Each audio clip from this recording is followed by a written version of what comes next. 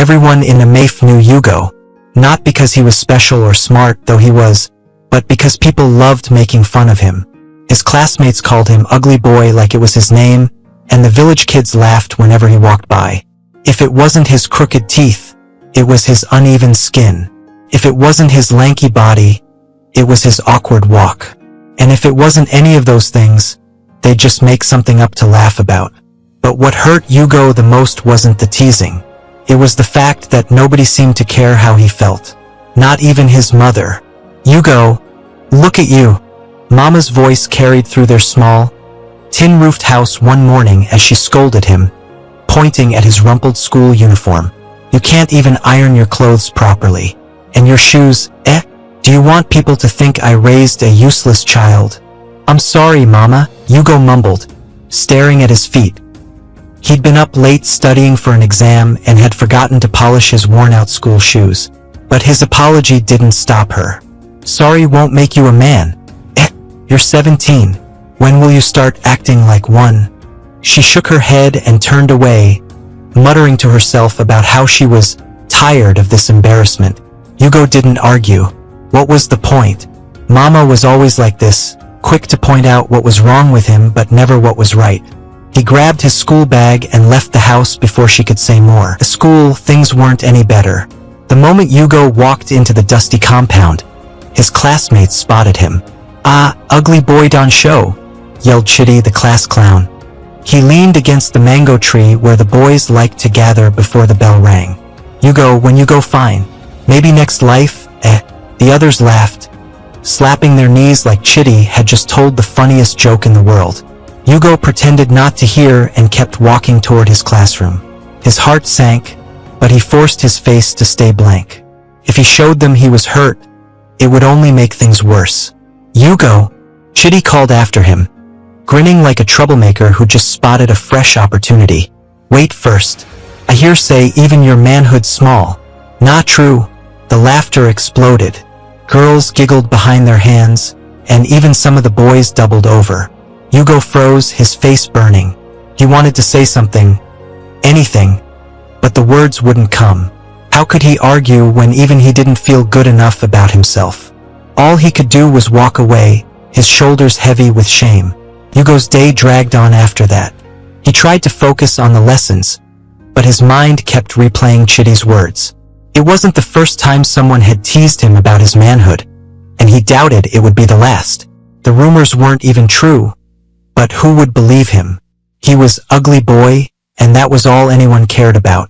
The only relief came during English class. Miss Ifioma, the new teacher, was nothing like the others. She was kind and patient, and she didn't treat Hugo like a joke. When she called on him to answer questions, she smiled in a way that made him feel, just for a moment, like he wasn't invisible. "Hugo," she said that day after he gave the correct answer to a tricky question, "that's excellent. Well done." Her words warmed him in a way he couldn't explain. For a second, he forgot about Chitty and the laughter. He even forgot about his mother's scolding. Miss Ifioma had seen something good in him, and that was enough to carry him through the rest of the day. But the relief didn't last. After school, as Hugo walked home along the dusty path lined with palm trees, he heard voices behind him. It was Chitty and his gang again. "Hugo, wait," Chitty called, running up with two other boys, their faces full of mischief. "Why you dey rush? You know what make we follow you?" Hugo didn't answer. He knew they weren't there to be friendly. "You know dey talk again?" Chitty teased, falling into step beside him. "Abi nah, because of wetin we talked this morning? Don't worry, Ugly Boy. Maybe one day you go grow." The others laughed, and one of them added, "But even if you grow, no woman go ever notice you. Who go look your face twice?" Hugo clenched his fists but kept walking. He'd learned a long time ago that fighting back only made things worse. They'd stop eventually, he told himself. They always did. But this time they didn't. They kept following him, throwing insults and laughing until Hugo reached his compound. Only then did they leave, their laughter echoing in the distance. That night, Hugo sat in his small room, staring at the cracked wall. He felt like a prisoner in his own life. No matter what he did, people would always see him as the ugly, awkward boy who wasn't good enough. And the worst part? Maybe they were right. He thought about Chitty's words, the teasing about his manhood, the laughter that followed. It wasn't true, but it didn't matter. In a mafe, rumors could become truths if enough people believed them. Hugo's heart ached at the thought.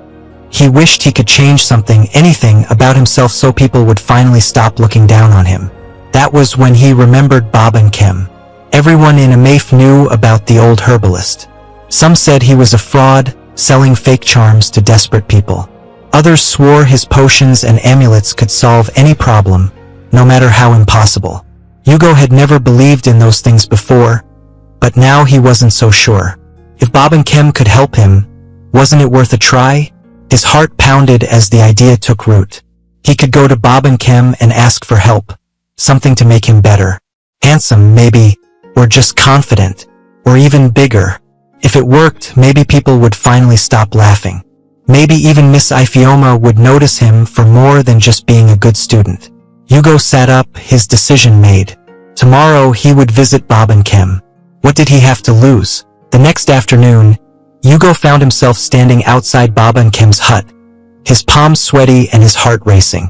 The herbalist's home sat at the edge of the village, surrounded by thick bushes and the kind of silence that made Hugo's skin crawl.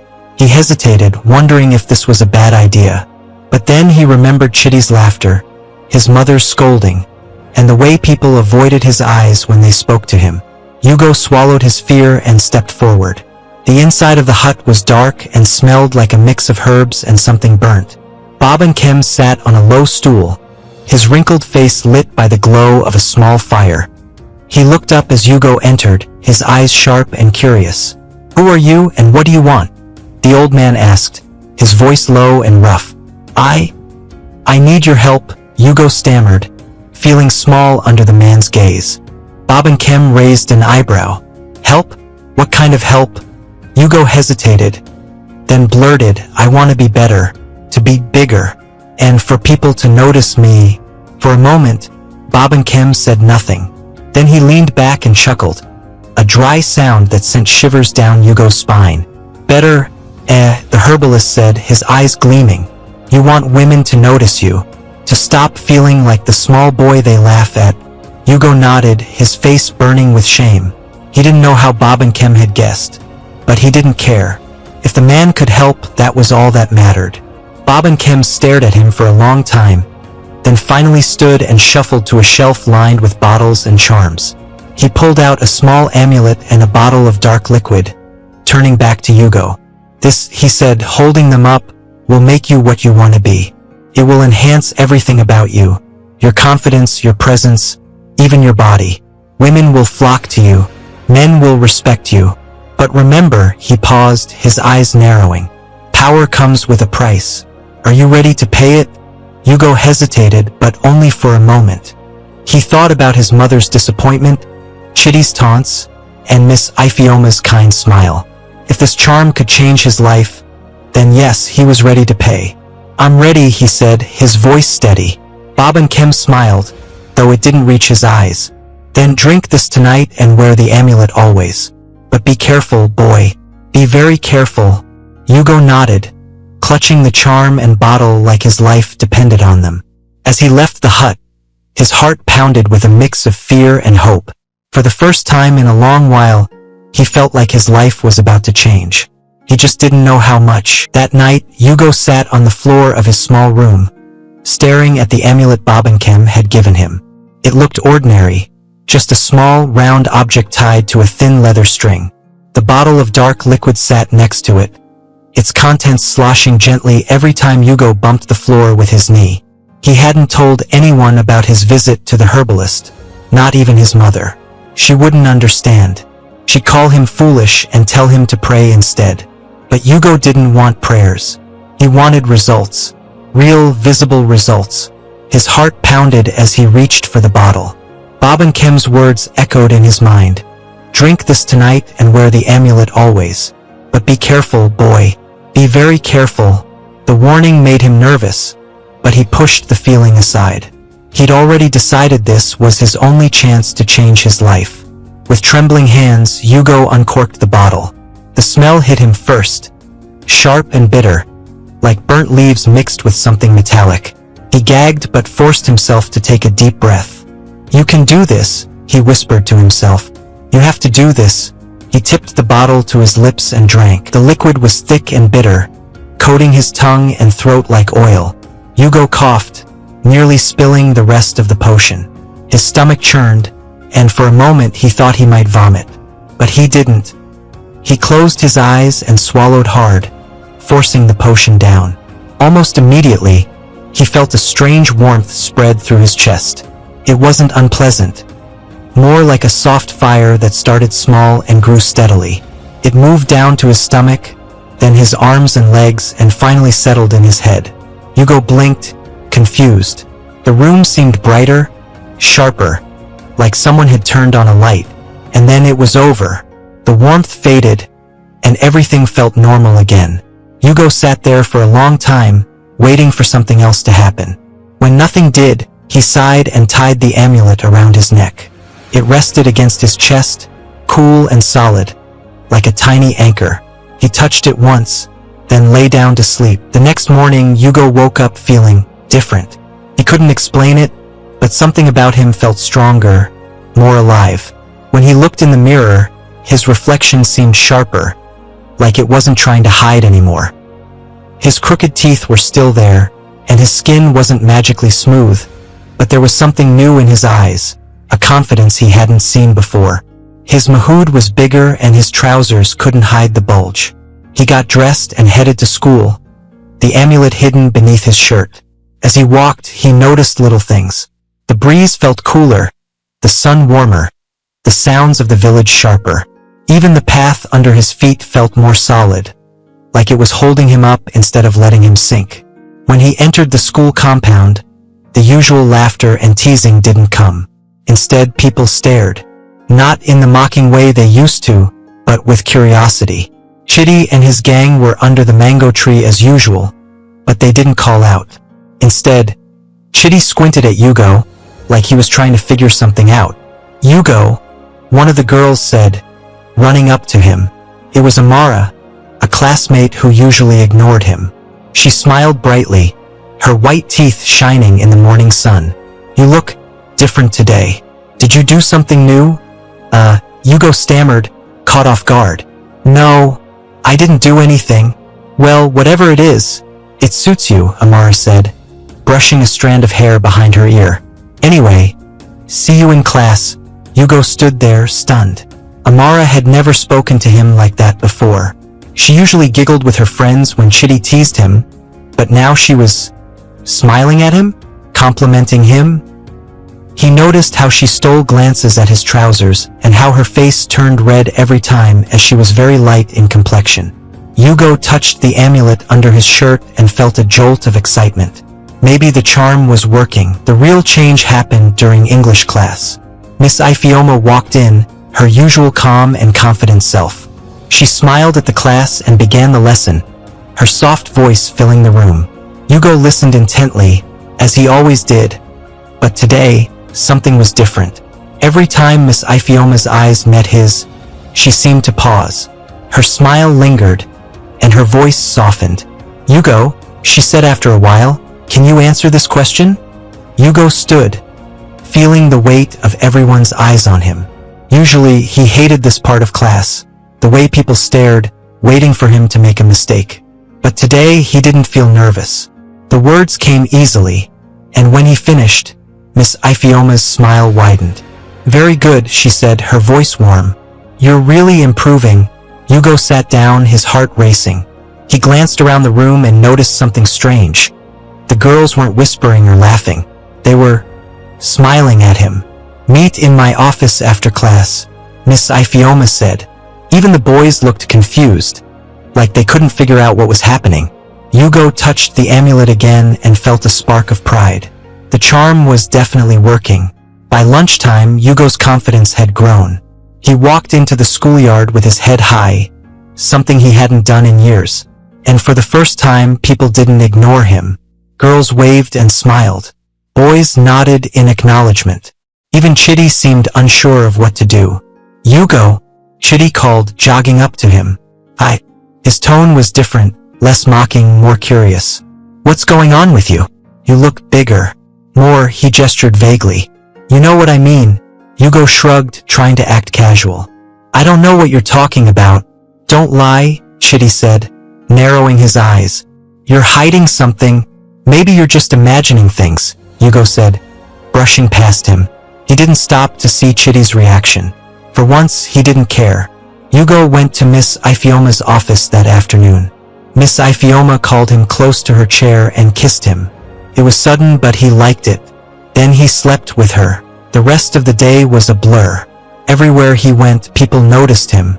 Even teachers who usually ignored him seemed more interested. Madame Beezy, the strict mathematics teacher, called on him 3 times during her lesson, each time nodding in approval when he answered correctly. Missy Carrette, the married PE teacher, stopped him after class to ask how he was doing. A question she'd never asked before. Yugo, she said, her voice soft. Can I talk to you for a moment? Yugo froze. His heart pounded as he turned to face her. Yes, Ma. Mrs. Ikaret smiled, her eyes warm and kind. I just wanted to say that you've been doing really well lately. I've noticed a change in you and it's a good one. Keep it up. Okay? Yugo nodded, his cheeks burning. Thank you, Ma. She hesitated, as if she wanted to say more, but then she smiled again and walked away. Yugo watched her go, his heart racing. For the first time, he felt like someone saw him. Not ugly boy, but Yugo. Eventually, he slept with all the female teachers, including Principal Amina. When Yugo got home that evening, his mother barely noticed him. She was busy cooking and complaining about how the price of rice had gone up again. Yugo didn't mind. For once, he didn't need her approval. He went to his room, closed the door and sat on the bed, holding the amulet in his hand. The charm was working. It wasn't just his imagination. People were noticing him, listening to him, treating him differently. And it wasn't just because of his confidence. There was something more. He couldn't explain it, but he didn't need to. All that mattered was that things were finally changing. As he lay down to sleep, Yugo felt a flicker of excitement. This was only the beginning. Tomorrow would be even better. The next day, Yugo woke up with a strange feeling. Something like excitement and fear mixed together. He couldn't stop thinking about how differently people had treated him yesterday. Even his usual bullies had seemed unsure of themselves around him. And then there was Miss Ifeoma. The way she smiled at him, the way her voice softened when she spoke. It felt like a dream he didn't want to wake up from. As Yugo got dressed, he glanced at the amulet hanging around his neck. It felt heavier today, like it carried something more than just the charm Bob and Kem had promised. He touched it, and a shiver ran down his spine. Be careful, boy. Be very careful. Bob and Kem's words echoed in his mind, but Yugo pushed them aside. He wasn't doing anything wrong. The charm was just making things better. When Yugo arrived at school, the air felt different, like something was buzzing around him. As he walked through the gates, heads turned. Girls whispered and giggled, their eyes darting toward him. Even the boys who usually ignored him nodded in acknowledgement. It was as if he had stepped into someone else's life. Yugo! A voice called from behind him. He turned to see Amara running up to him, her braids bouncing as she moved. She smiled, her face bright and eager. Good morning. How are you today?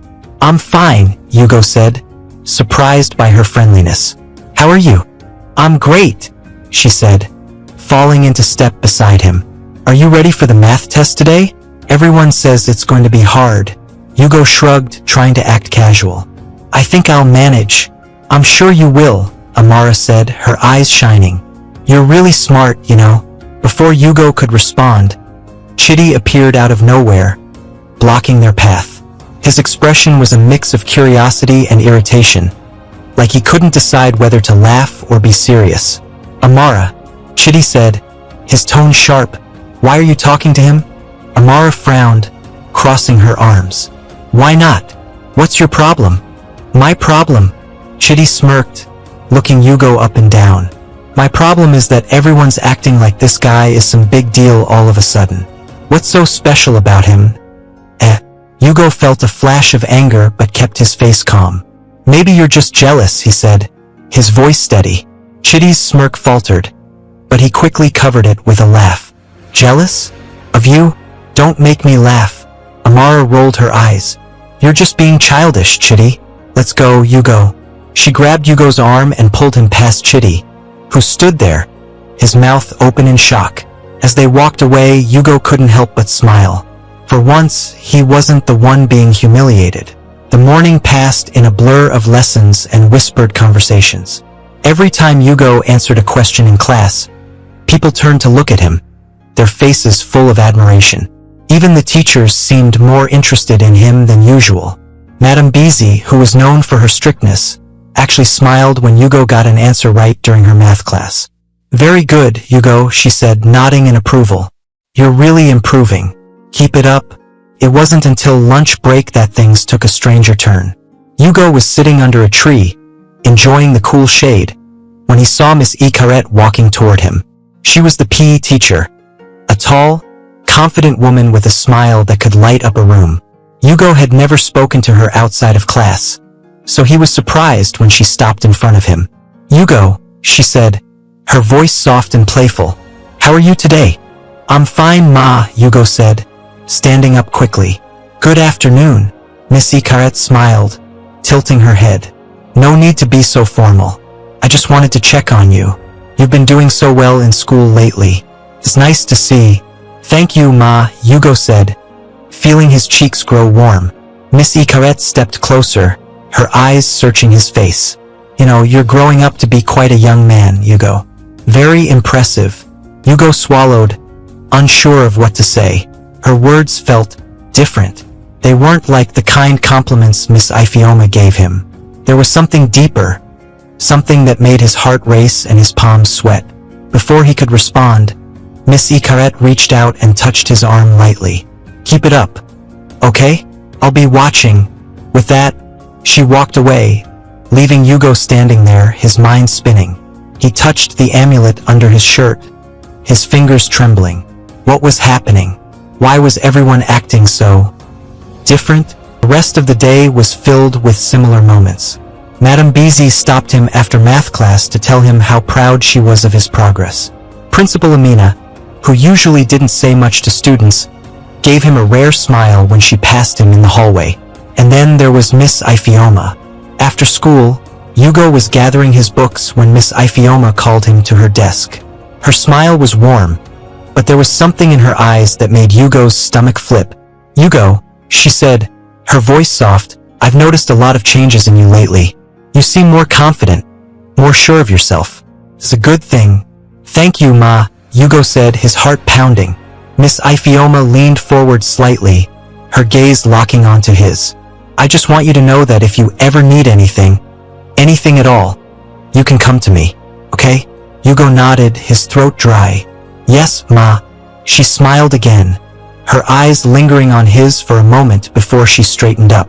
Good. Now go on. I'll see you tomorrow. That night, Yugo sat on his bed, staring at the amulet. It gleamed faintly in the dim light, its surface smooth and cold against his fingers. The charm was working. There was no doubt about it now. But it wasn't just giving him confidence or making people notice him. It was doing something more, something deeper. He thought about Miss Ikaret's touch, Madame Beezy's smile, and Miss Ifeoma's lingering gaze. They weren't just being kind. They were drawn to him in a way that made his chest tighten and his head spin.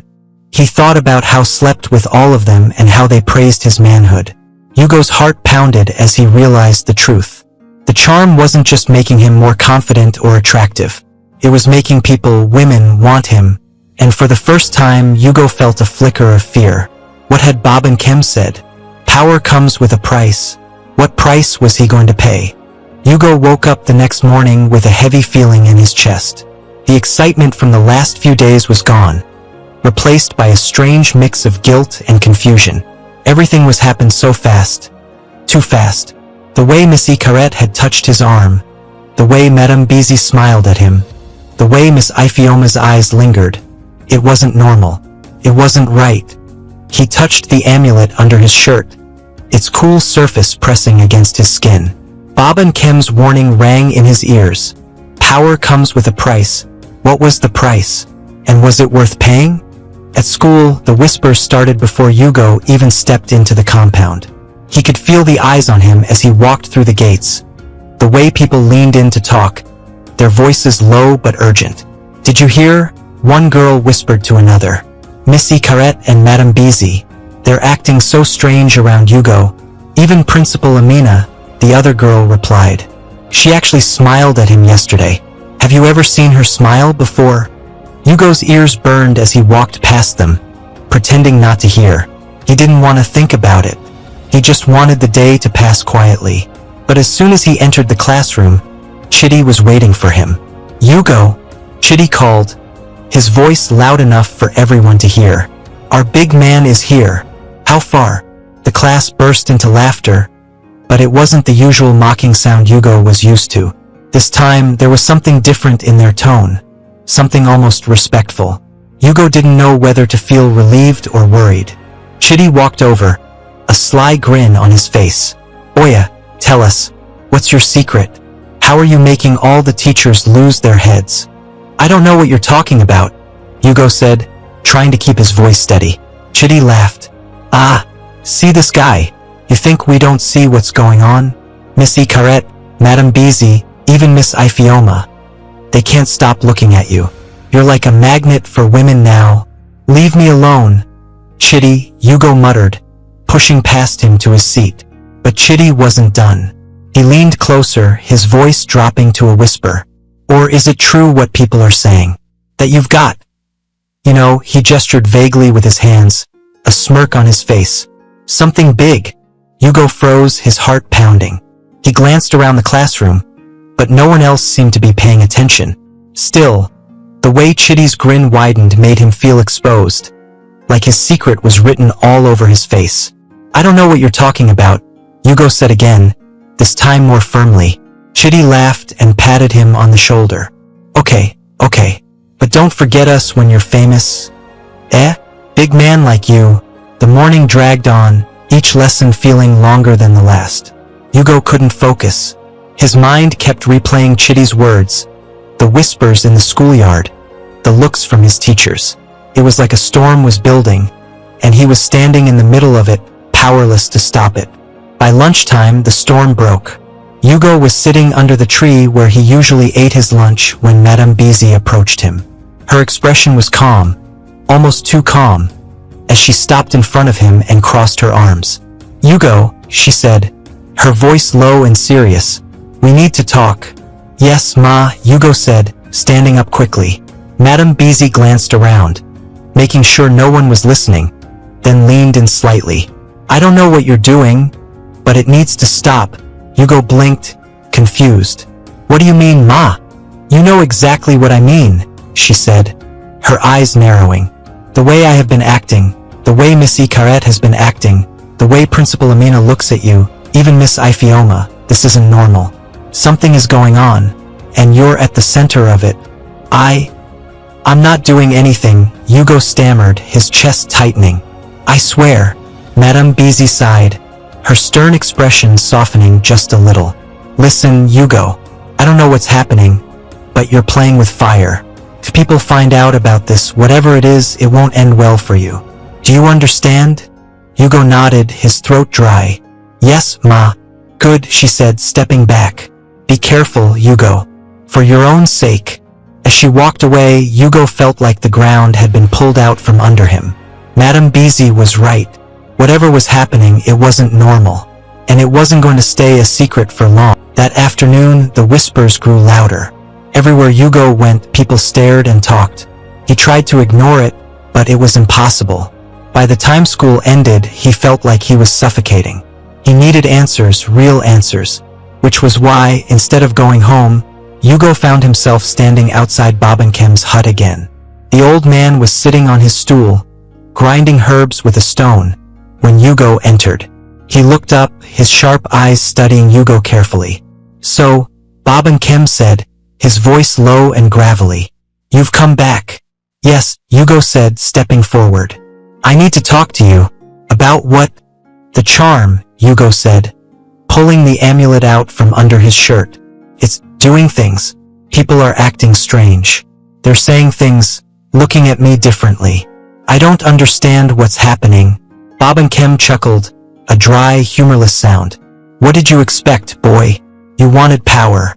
Power to make people notice you, to make them want you. And now you have it. But it's too much, Hugo said, his voice rising. I didn't ask for this. I just wanted people to stop laughing at me. I didn't want, he trailed off, his hands shaking. I didn't want this. Bob and Kem leaned back, his eyes gleaming.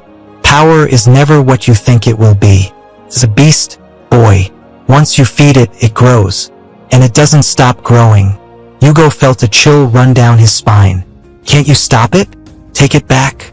The old man shook his head. You can't unspill water, boy. The charm is yours now. What happens next is up to you. But, Hugo's voice cracked. What if it gets worse? It will, Bob and Kem said simply. The question is, what will you do about it? When Hugo left the hut, the sun was setting, casting long shadows across the village. His head was spinning, his heart heavy. He didn't have any answers, only more questions. As he walked home, he couldn't shake the feeling that the storm was far from over. In fact, it was only just beginning. Hugo barely slept that night. Every time he closed his eyes, he saw the faces of his teachers. Madame Beezy, Miss Icarette's lingering touch, and Miss Ifeoma's warm but intense gaze. The words Bob and Kem had spoken echoed in his head. Power is a beast. Once you feed it, it grows. The charm had given him everything he thought he wanted. People noticed him now. They respected him, even feared him. But it wasn't just admiration, it was obsession. It was wrong, and he didn't know how to stop it. By the time the sun rose, Hugo had made a decision. He couldn't carry this alone anymore. He needed to tell someone. Someone he trusted. And the only person who came to mind was Miss Ifeoma. Hugo didn't have to hear the exact words to know what people were saying. They were talking about him, about the way the teachers acted around him. Some of the boys smirked when he walked by, as if they were jealous. The girls watched him with curious, shy glances. But it was the teachers who worried him the most. During English class, Miss Ifeoma hardly looked at anyone else. Every time she asked a question, her eyes found Hugo, as if he was the only one in the room. When the bell rang and the students began to leave, she stopped him at the door. Hugo, she said, her voice soft but firm, can you stay for a moment? I need to speak with you. Hugo's heart raced. He nodded, clutching his bag tightly as the rest of the class filtered out. When the room was empty, Miss Ifeoma gestured for him to sit. How are you doing, Hugo? She asked, sitting across from him. Her tone was gentle, but there was something else in her eyes. Something he couldn't quite place. I'm fine, Ma, Hugo said, though his voice shook. Miss Ifeoma tilted her head, studying him. You don't look fine. Is something bothering you? Hugo hesitated. He wanted to tell her everything, but the words felt heavy in his throat. What if she didn't believe him? What if she thought he was crazy?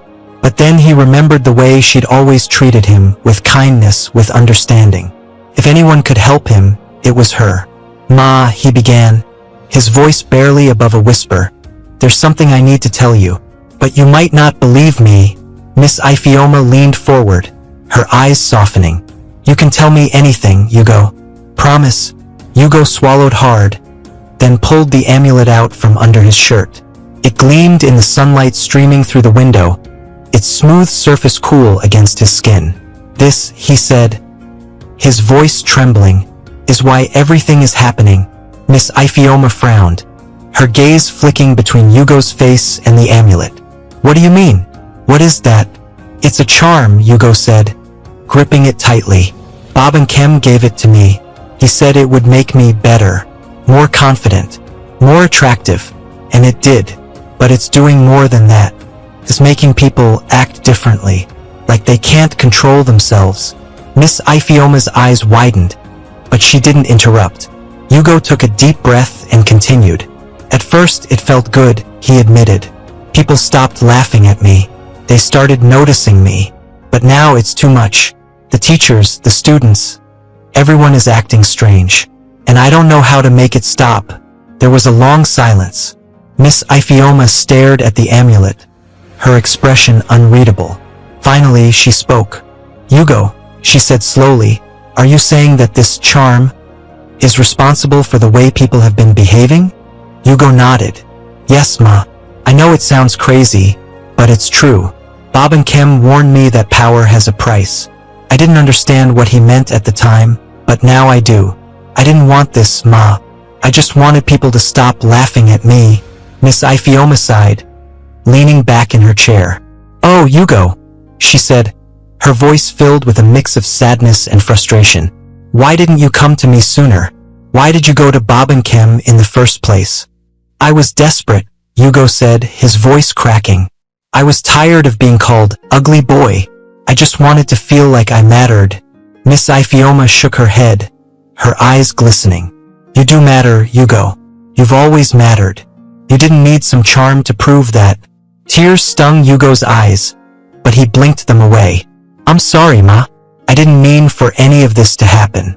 I don't know what to do anymore.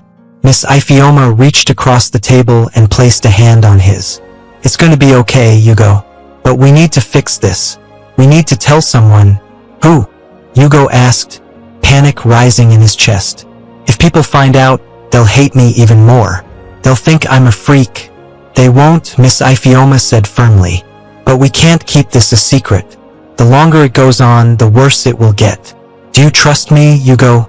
Hugo hesitated, then nodded. Yes, Ma. Good, she said, squeezing his hand. Then leave it to me. I'll talk to the other teachers. We'll figure this out together. That afternoon, Miss Ifeoma called a meeting with Madame Bizi and Miss Ikaret. Hugo waited outside the staff room, his heart pounding as he imagined what they were saying. He could hear their voices, low and urgent, but he couldn't make out the words. After what felt like hours, the door opened, and the three women stepped out. Madame Bizi's expression was stern, but there was a hint of concern in her eyes. Miss Ikaret looked shaken, her usual confidence replaced by a nervous energy. And Miss Ifeoma, she looked determined. Hugo, Miss Ifeoma said, motioning for him to follow. Come with us. They led him to the principal's office, where Principal Amina was waiting. Her sharp eyes scanned the room as the teachers explained what was happening. Hugo sat quietly, his hands clenched in his lap, as they recounted everything he had told them. When they finished, Principal Amina leaned back in her chair, her expression unreadable. For a long moment no one spoke. Hugo, she said finally, her voice calm but firm, is this true? Yes, Ma, Hugo said, his voice barely above a whisper. I swear it is. Principal Amina studied him, her gaze piercing. Then she sighed and turned to the teachers. This is a serious matter, she said. If what Hugo is saying is true, we need to address it immediately. But we need to be careful.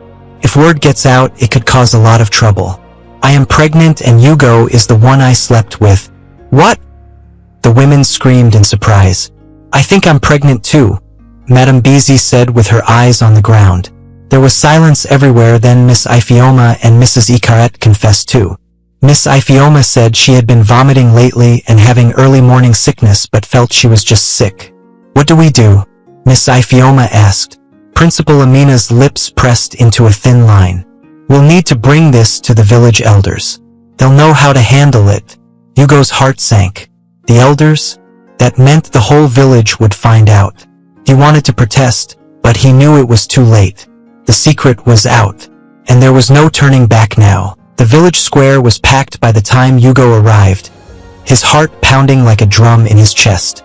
The sun hung low in the sky, casting long shadows over the crowd of villagers. People whispered and pointed as Hugo followed Miss Ifeoma and the other teachers to the center, where the elders sat in a semicircle on wooden stools. At the center of the elders was Chief El-Haji Bello, his gray beard flowing like a river. His stern face scanned the gathering crowd, and when his sharp eyes landed on Hugo, the boy felt a chill run down his spine. Behind the elders, a group of older women, including Mama Zainab, the respected elder of the Women's Council, sat quietly, their expressions unreadable. Quiet! Chief Bello's deep voice boomed, silencing the murmurs. We are here to discuss a serious matter. Let us begin. The first to speak was Principal Amina, who rose with the air of someone who knew the weight of her words. Elders of Amaif, she began, her voice calm but firm, we have gathered here because of a troubling issue involving one of our students, Hugo. There have been unusual events at the school that require your attention. What kind of events? Chief Bello asked, his eyes narrowing. Principal Amina hesitated, then nodded toward Miss Ifioma. Miss Ifioma, please explain. Miss Ifioma stood, her voice steady but tinged with emotion. Elders, we've noticed strange behavior among some of the staff, including myself. This behavior seems to be unnatural, as though we are being influenced by something beyond our control. The crowd murmured in confusion, but Chief Bello raised a hand, silencing them. Continue. Miss Ifioma took a deep breath. The cause of this behavior, we believe, is a charm. Hugo has admitted to obtaining it from Bobankem. At the mention of Bobankem, the crowd erupted. Some gasped, others whispered furiously. Bobankem's name was enough to stir unease in even the bravest villagers. Silence! Chief Bello thundered. When the crowd settled, he turned to Hugo. Is this true, boy? Did you go to Bobankem for a charm? Hugo swallowed hard, his throat dry as sand. He could feel every pair of eyes on him. Yes, sir, he said, his voice barely above a whisper. I did. And why? Chief Bello's tone was sharp, demanding answers. Hugo hesitated, his hands trembling. Then, with Miss Ifioma's encouraging nod, he spoke. I was tired of being laughed at, tired of being called ugly boy. I wanted to be noticed, to feel like I mattered. So I went to Bobankem, and he gave me a charm. He said it would make me better. Better? Mama Zainab's soft voice broke through the tension. Her expression was gentle but firm. Explain what you mean by better. Hugo's cheeks burned. He said it would make me more confident, more attractive. And did it? Chief Bello asked, his voice laced with suspicion. Yes, Hugo admitted, but it did more than that. It made people act differently. It made them want me in ways I didn't understand. I didn't mean for any of this to happen. The elders exchanged glances, their faces grim. Chief Bello leaned back, stroking his beard thoughtfully. Then he turned to one of the villagers. Bring Bobankem. A few men disappeared into the crowd, and moments later, Bobankem was dragged into the square. His thin frame seemed frail, but his sharp eyes glinted with defiance. Why have I been brought here like a common thief? Bobankem demanded, his voice cracking with indignation. Chief Bello fixed him with a hard stare. Bobankem, you stand accused of creating a charm that has disrupted the balance of our village. Is this true? Bobankem's lips curled into a sly smile. Disrupted the balance? I gave the boy what he asked for. He wanted power and I gave it to him. Is it my fault that he didn't understand the price? The crowd erupted again, but Chief Bello silenced them with a wave of his hand. Explain yourself, Bobankem. What kind of charm did you give this boy? Bobankem shrugged. A simple amulet. It enhances what is already there. Confidence, physical presence, even attractiveness. But power like that doesn't come free. It draws people in, makes them act on desires they might usually suppress. The boy wanted to be noticed. Now he is. And you didn't think to warn him about the consequences? Mama Zainab asked, her voice sharp. I did warn him, Bobankem said, his tone defensive. I told him power comes with a price. He chose to pay it. Hugo's hands clenched into fists. I didn't know it would be like this, he shouted, his voice breaking. I didn't know it would hurt people. Bobankem turned to him, his expression cold. And now you do. That is the lesson of power, boy. It's not about what you gain. It's about what you lose. The words hung in the air like a heavy cloud. The crowd murmured uneasily, and even the elders seemed shaken. Chief Bello finally spoke, his voice firm. Bobankem, your actions have brought chaos to our village. You will answer for this. But first, we must decide how to fix the damage. What can we do? One of the elders asked. The charm has already been used. Can it be undone? Bob and Kim hesitated, then nodded. It can be neutralized, but it will take a cleansing ritual, and the boy must willingly give it up. All eyes turned to Hugo. The weight of their gazes pressed down on him like a mountain. He touched the amulet around his neck, his heart pounding. Giving it up meant going back to being invisible, to being ugly boy, but keeping it meant hurting more people, causing more chaos. I'll give it up, Hugo said finally, his voice steady despite the fear in his chest. I don't want this anymore. The ritual was set for that evening, at the village shrine. As the crowd began to disperse, Mama Zainab approached Hugo, her eyes kind but firm. You've made the right choice, my child, she said. But remember, this is only the beginning. True strength comes from within, not from charms or potions. You must find that strength in yourself. Yes, Ma, Hugo said, his voice quiet. As he watched her walk away, he felt a strange mix of relief and fear. The storm was far from over, but for the first time, he felt like he was beginning to find his way through it. The air was thick with tension as the villagers gathered at the shrine that evening. The orange glow of the setting sun cast long shadows across the clearing, and the distant sound of drums echoed through the air. Hugo stood near the altar, clutching the amulet in his trembling hands. Bob and Kim stood beside him, preparing the herbs and items needed for the cleansing ritual. The elders formed a circle around the shrine, their faces serious. Chief Bellow's deep voice broke the silence. Tonight, we will end this chaos. Bob and Kim, do what must be done. Bob and Kim nodded and turned to Hugo. Are you ready, boy? Hugo hesitated. His chest felt tight, like a knot was pulling him in every direction. Giving up the charm meant losing everything he'd gained, his confidence, the attention, the respect. But then he thought about Miss Ifioma, about the pain and confusion he'd caused her and the other teachers.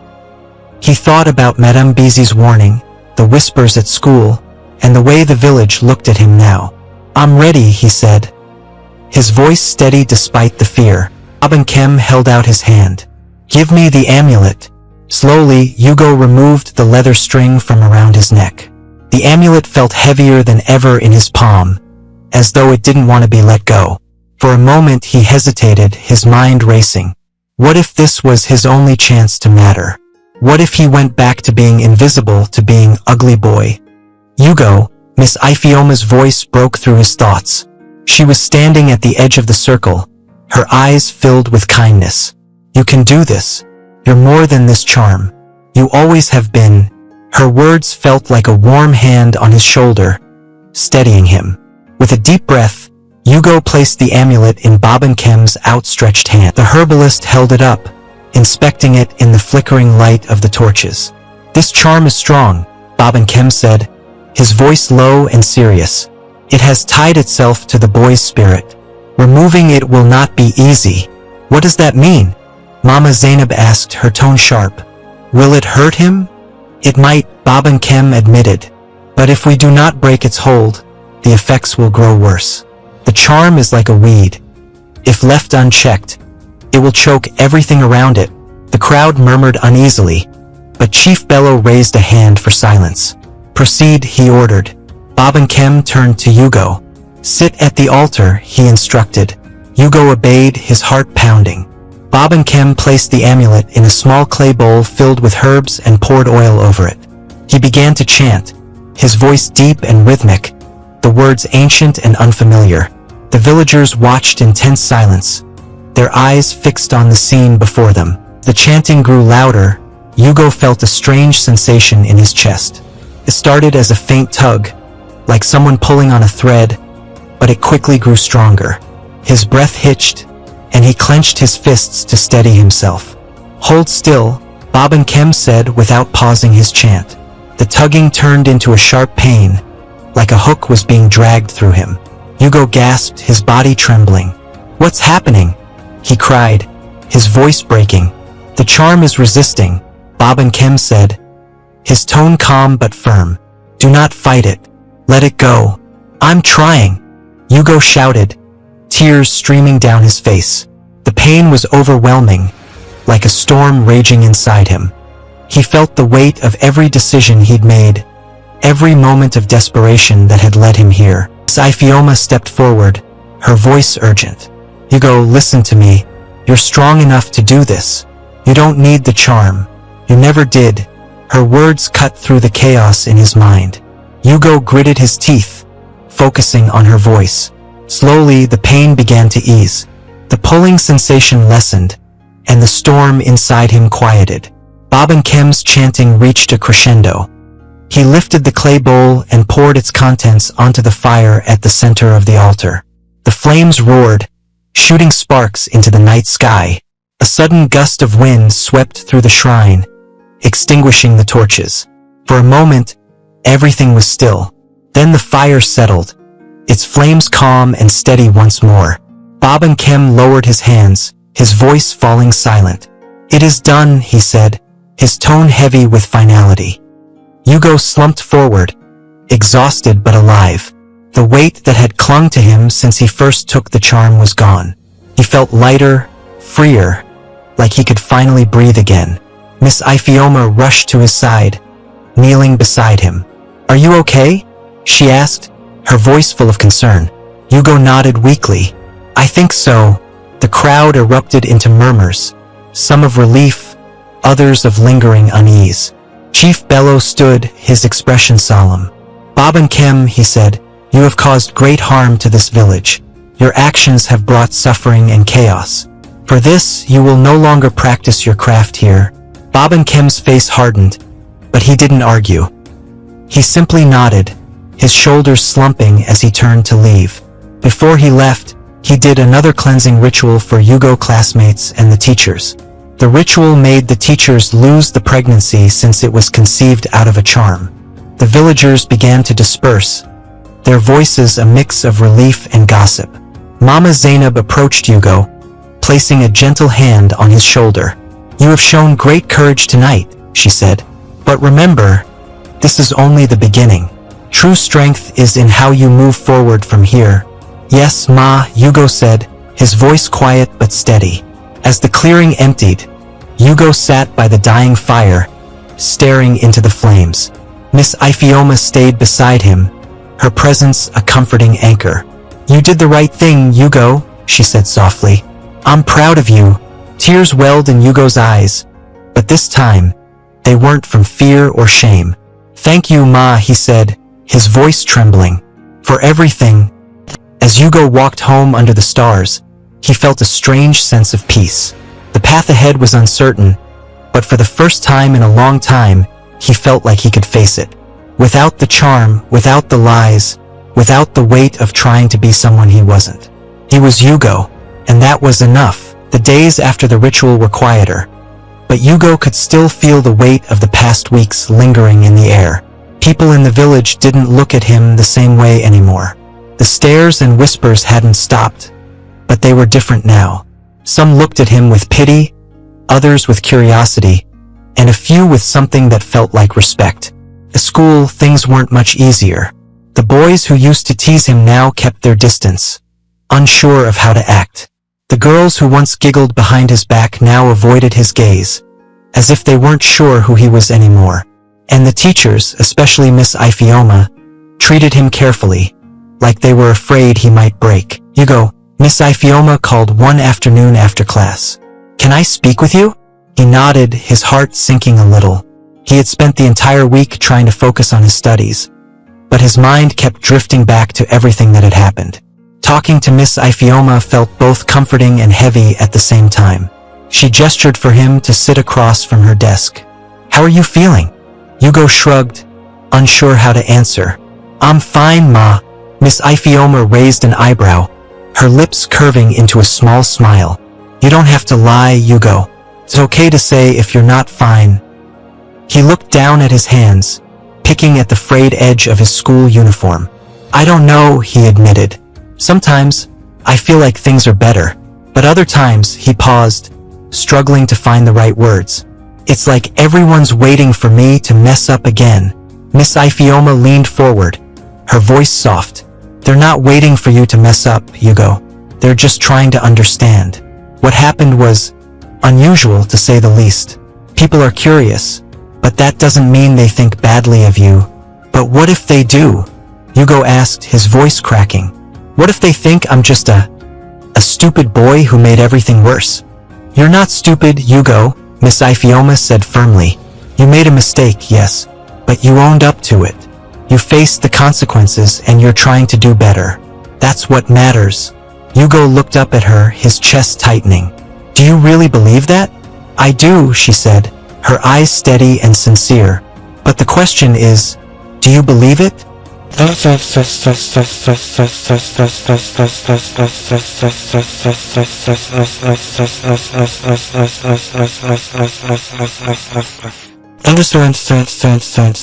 Her words stayed with him long after he left the classroom. That night, as he lay in bed staring at the cracked ceiling, he thought about everything that had happened. The charm, the chaos, the ritual. It all felt like a bad dream, but the lessons were real. He couldn't change what had happened, but maybe he could change what came next. Instead of going straight home, he went to the village square. A group of younger boys were playing there, kicking a tattered football around and laughing loudly. Hugo watched them for a moment, his heart pounding. Then he stepped forward. Hey, he called, his voice uncertain. The boys stopped, their eyes wide as they turned to face him. Hugo could see the curiosity in their faces, the questions they didn't dare to ask. Do you want some help? He asked, nodding toward the ball. The oldest boy, a lanky kid named Tund, frowned. Why do you want to play with us? Hugo hesitated, then took a deep breath. Because I know what it feels like to be ignored, and I don't want anyone else to feel that way. Tund exchanged a glance with the others, then shrugged. Okay, but you better not mess up. A small smile tugged at Hugo's lips. I'll try. Over the next few weeks, Hugo spent more and more time with the younger boys. He helped them with their homework, played games with them, and listened when they talked about their own struggles. At first, they were hesitant, unsure of his motives. But slowly, they began to trust him. One afternoon, as they sat under the mango tree, Tund looked at Hugo and asked, Why are you doing this? You're older than us. You don't have to care.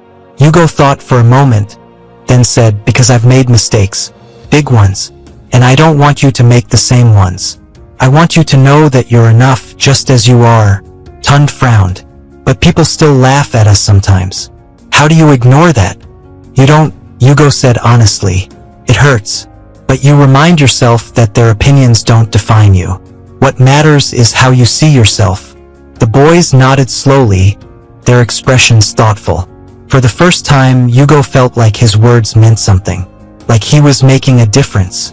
One evening, as Hugo was walking home, he ran into Mama Zainab. She was carrying a basket of yams, her steps slow but steady. When she saw him, she smiled. Hugo, she said, her voice warm. You're doing good work with those boys. I've been watching. Thank you, Ma, Hugo said, his cheeks flushing. Mama Zainab placed a hand on his shoulder. You've come a long way, my child. But remember, this is just the beginning. True strength is in how you continue to grow. Yes, Ma, Hugo said, his voice steady. As he walked away, he felt a sense of peace he hadn't felt in a long time. For the first time, he wasn't chasing approval or trying to prove himself. He was simply living, learning, and becoming the person he was meant to be. Months passed, and the village began to heal. The whispers faded, replaced by quiet respect. People still remembered the scandal, but they also saw how Hugo had changed. He was no longer ugly boy or the boy with the charm. He was just Hugo, a boy who had made mistakes, learned from them, and found his own strength. One day, as Hugo walked through the village square, he saw a younger boy being teased by a group of older kids. The boy's head was down, his shoulders hunched as he tried to ignore their taunts. Hugo's chest tightened. He remembered that feeling all too well, the helplessness, the shame, the anger. Without thinking, he stepped forward. Hey, he called, his voice strong and clear. Leave him alone. The older kids turned, their laughter fading as they saw Hugo. There was something in his stance, in his eyes, that made them pause. Why should we? One of them asked, his tone defensive. Because you don't know what he's going through, Hugo said firmly. And because you can be better than this. The kids hesitated, then muttered something under their breath and walked away. Hugo crouched down next to the boy, who was staring at him with wide eyes. "You okay?" Hugo asked gently. The boy nodded, though his eyes glistened with unshed tears. "Thank you," Hugo smiled. "It's okay. Just remember, you're stronger than you think." As Hugo walked away, he felt a warmth in his chest. The path ahead was still uncertain, but he wasn't afraid anymore. He had found his strength, not in a charm or in what others thought of him, but in himself. And that was enough.